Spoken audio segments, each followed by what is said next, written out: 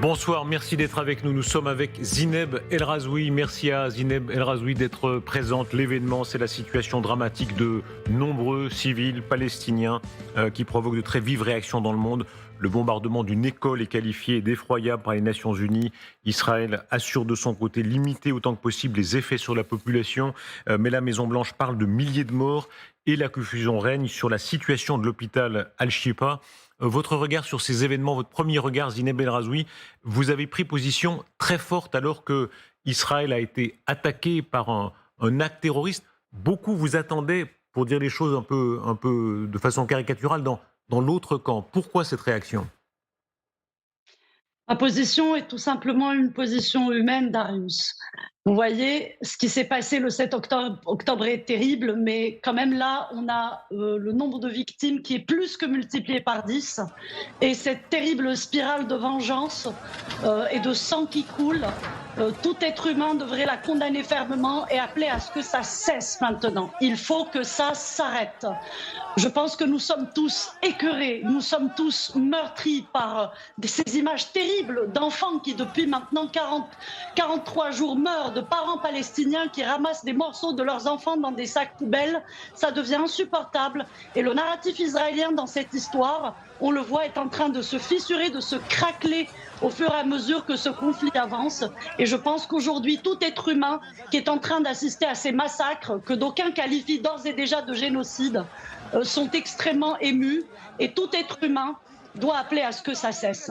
Zineb El Razoui, que répondre précisément de votre point de vue à ces Israéliens? On les a entendus plusieurs sur notre antenne, notamment même porte-parole de Tsahal, disant quand les Occidentaux ont fait la guerre pendant la Seconde Guerre mondiale, ou plus récemment quand ils ont bombardé par exemple le groupe État islamique, il y a eu aussi beaucoup de victimes civiles. Écoutez, ce n'est pas les victimes civiles palestiniennes ne datent pas du 7 octobre. Je rappelle que cela a commencé des décennies avant et que les Palestiniens, chaque année, chaque mois, payent leur lot de victimes depuis 75 ans que l'État d'Israël a été créé et qu'il pratique une politique de colonisation et d'occupation.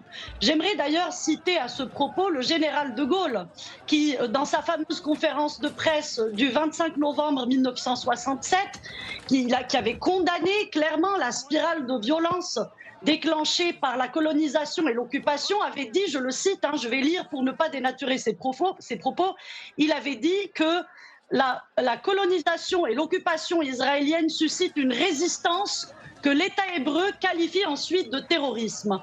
Il est compris dans le droit international que tout peuple qui subit une occupation a les moyens de se défendre, y compris des moyens militaires.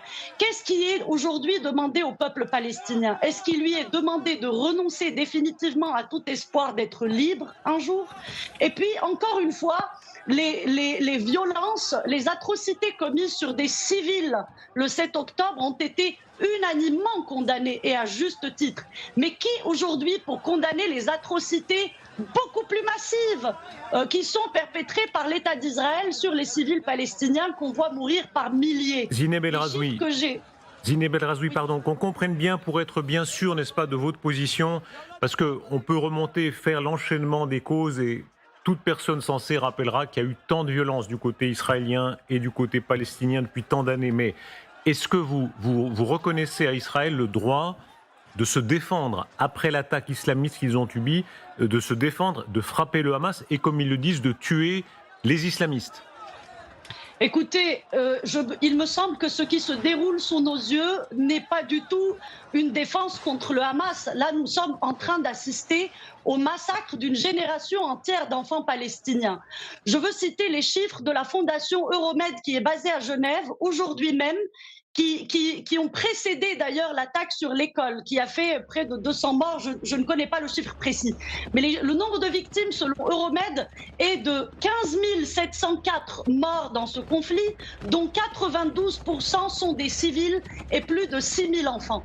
Est-ce que ceci corrobore ces prétentions israéliennes qui disent qu'elles ne veulent que décapiter le Hamas? D'ailleurs, pour l'instant, l'armée israélienne n'a fait que massacrer des civils. on n'a pas vu le Hamas décapité, elle n'a pas été capable de libérer ses otages. Mais pardon, Zineb El Razoui, Zineb, pardon, est-ce qu'on peut reconnaître cependant, d'abord, sur l'ordre de grandeur des morts, même la Maison-Blanche dit des milliers de morts civiles. Donc, en réalité, effectivement, comme vous dites, on est dans cet ordre de grandeur-là, mais on ne peut pas nier qu'il y a aussi visiblement des chefs du Hamas qui sont visés. Quand la France, lisons ce que dit Emmanuel Macron là-dessus, est-ce que vous considérez que la France a la bonne attitude? La France, là, est très claire, elle soutient absolument Israël, mais elle demande, on va lire la déclaration d'Emmanuel Macron, qu'on épargne le plus possible. C'est ce que dit Emmanuel Macron. Aujourd'hui, les civils sont bombardés de facto, les bébés, les femmes, les personnes âgées sont bombardées et tuées. Il n'y a donc aucune raison et aucune légitimité à cela. Nous exhortons donc Israël à arrêter. Cette position de la France, est-ce que vous la faites vôtre? Écoutez, la position de la France, moi personnellement, je ne la reconnais pas. Parce qu'elle arrive trop tard. Elle arrive après des milliers et des milliers et des milliers de morts et d'enfants et de bombardements d'hôpitaux et d'actes d'une barbarie inédite que nous n'avons jamais vu de la part d'un État civilisé. Zineb El Razoui, même de votre point de vue, mieux vaut tard que jamais. Franchement, là, on a l'impression qu'il rejoint. Mieux vaut tard que jamais, j'en conviens. Ceci étant dit, moi, je ne reconnais pas la tradition diplomatique française qui a été celle de Jacques Chirac, qui a même été celle de François Mitterrand, qui avait condamné la répression terrible lors de la première intifada. Je ne reconnais pas la politique, la tradition de la politique gaulliste, la politique arabe du général de Gaulle. Je ne reconnais pas la politique française. Et puis surtout, on a l'impression qu'après ce silence qui a duré 40 jours, la France n'avait pas de voix. Vous voyez, l'alignement de la France sur la politique atlantiste des États-Unis, en réalité, prive la France de la voix qui a toujours été la sienne.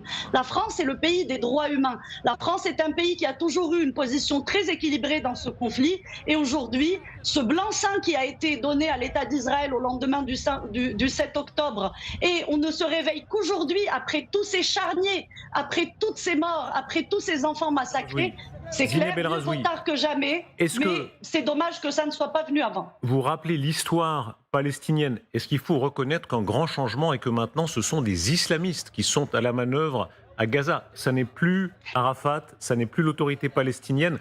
Il faut bien se représenter ce que ça signifie. Vous avez toujours défendu un monde arabo et musulman modéré. C'est tout sauf ça. Ces islamistes tuent les homosexuels, les opposants, tuent tout ce qui ressemble à de la démocratie sur leur propre territoire. On voit ici les parodies qui sont faites d'eux, à la télévision israélienne en l'occurrence. Est-ce que ça, vous en êtes consciente aussi? Oui, j'en suis consciente, mais je ne suis pas convaincue de ce narratif.